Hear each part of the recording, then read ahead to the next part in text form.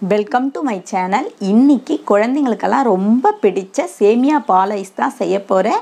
அது வீட்டில் உள்ள பொருட்களை வச்சுட்டே நம்ம ஈஸியாக செஞ்சிடலாம்.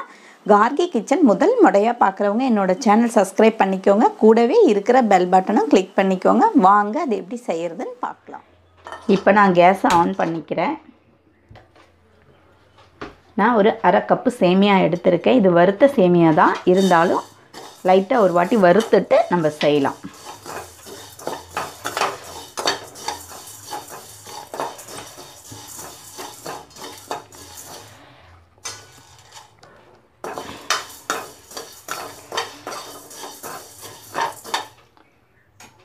இப்போது இதில் நான் 1/2 லிட்டர் பால் விட்டுக்கிறேன்.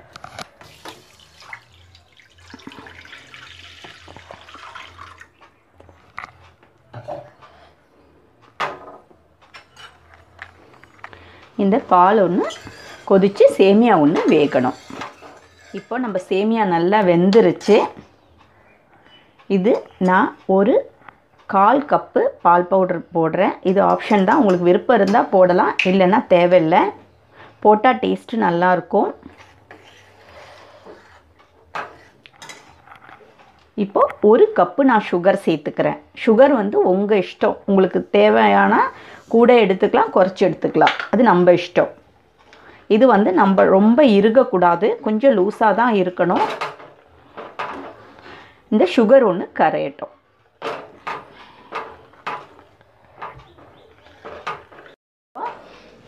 நம்மளோட சேமியா பால் ஐஸ் ரெடி ஆகிடுச்சு. இது இப்போ நான் கேஸை ஆஃப் பண்ணிக்கிறேன். ரொம்ப இறுகக்கூடாது. இது ஆறுனதுக்கு அப்புறம் நம்ம மோல்டில் விட்டுக்கலாம். இப்போ நல்லா ஆறிடுச்சு. இதில் நம்ம விட்டுக்கலாம்.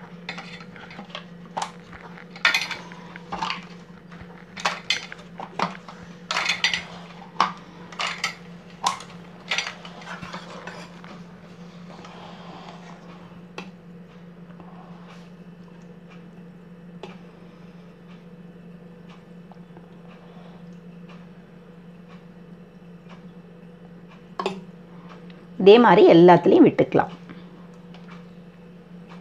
இப்போ நான் இந்த ஸ்டிக்கு யூஸ் பண்ண போகிறதில்ல.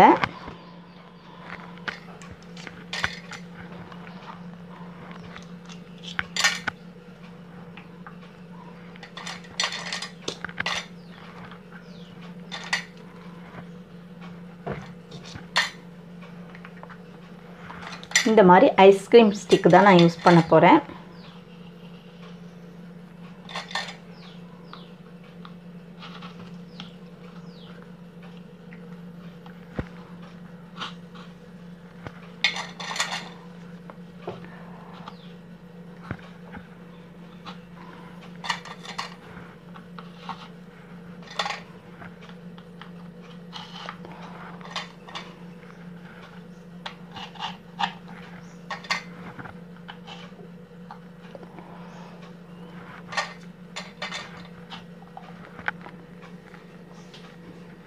டேப் இல்லாமல் இருக்குது, அதனால் இதில் விட முடியல.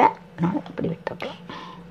அவ்வளோதான். இது 18 மணி நேரம் ஃப்ரீசரில் இருக்கணும். அதுக்கப்புறம் தான் இது செட் ஆகும். இப்போ நம்ம ஐஸ்கிரீம் எப்படி ரெடியாக இருக்குன்னு பார்க்கலாம்.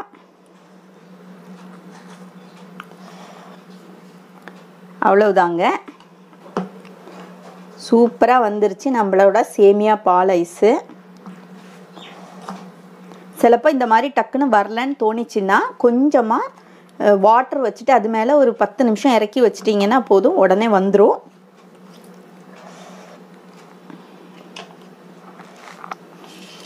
இதே மாதிரி இதே அளவுகளோடு செஞ்சு பாருங்கள். அடுத்த வீடியோவில் பார்க்கலாம். பாய்.